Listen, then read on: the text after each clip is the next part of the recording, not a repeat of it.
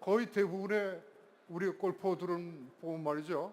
예를 들어서 골프의 로프트를 결정하는 방법이 있어서 구력을 가지고 결정을 해요. 나는 골프를 20년 쳤기 때문에 로프트를 8도를 써야 된다. 어떤 때는 9도로 써야 된다. 그 사람이 만일에 12도 로프트를 갖고 나오면 왜 당신 안에 클럽 갖고 나와서 했냐고.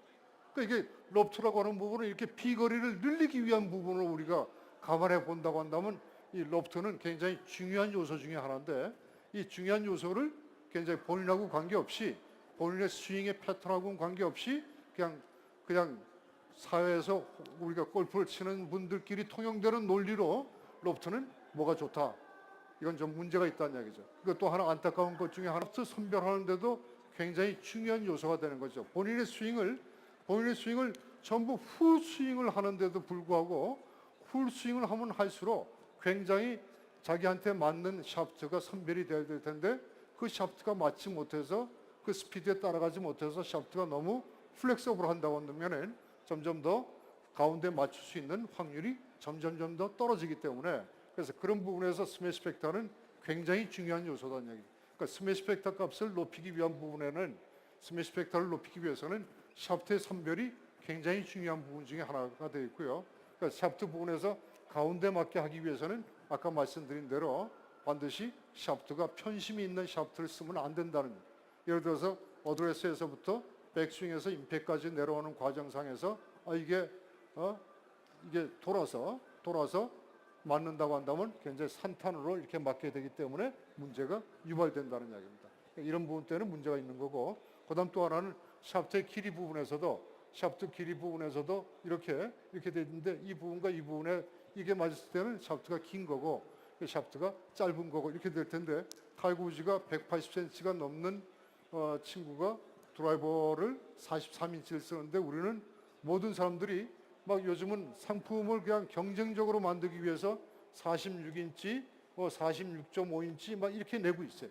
그럼 예를 들어서 45인치 이렇게 나오는데, 점점 더 가면 갈수록 샤프트의 길이가 길면 길수록 스윙 스피드가 빨라질 것이라고 추리를 하는데 굉장히 미약해. 이렇게 가면 갈수록 샤프트 길이가 길면 길수록 감안해야 될 부분 중에 하나는 스매시 팩터 값이 굉장히 다운된다는 점입니다. 샤프트 길이가 길면 길수록 스매시 팩터 값이 다운되는데, 이렇게 해서 올라가는 스피드가 올라가는 것에 비해서 스매시 팩터 값이 다운돼서 결국 손해보는 비거리는 엄청나게 크게 나타나는 부분이기 때문에, 샤프트의 길이에 대한 선별은 굉장히 자기의 관습대로, 예를 들어서 샤프트도 말이죠. 샤프트에 대한 부분도, 샤프트가 우리가 되게 보면은 그냥 피지컬 신체적인 구조에서만 샤프트라든지 어드레스에 대한 어떤 라이각이라든지 그런 걸 결정하는데, 우리가 그 어드레스 상태에서의 그 규격은 아무것도 필요가 없어요.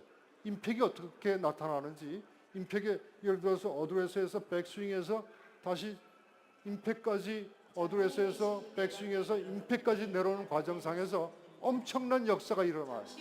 그 사이에 스윙에 대한 변화에 따라서 엄청난 변화가 나오는, 그러니까 그런 부분에서 우리가 고려해야 될 부분들이, 원포인트 레슨에 관심 있으신 분들은 지금 이벤트 무대에서 참석 부탁드립니다.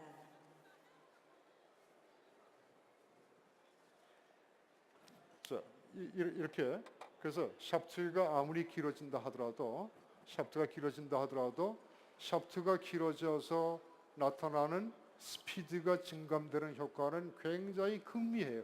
굉장히 극미해서 90마일인데 91마일 정도가 되는데, 91마일 이렇게 될 텐데, 예를 들어서 샤프트가 길어짐으로써 발생하는 스매시 팩터가 손해보게 되는 수치값은 굉장히 커서 결국 나타나는 값은 비거리에 대한 부분은 굉장히 줄어들어서 골프 회사들이 상징적으로 굉장히 샤프트를 길게 해서 하는 부분들은 정확한 기법상으로 되지 않는다는 점입니다. 그 다음 또 하나는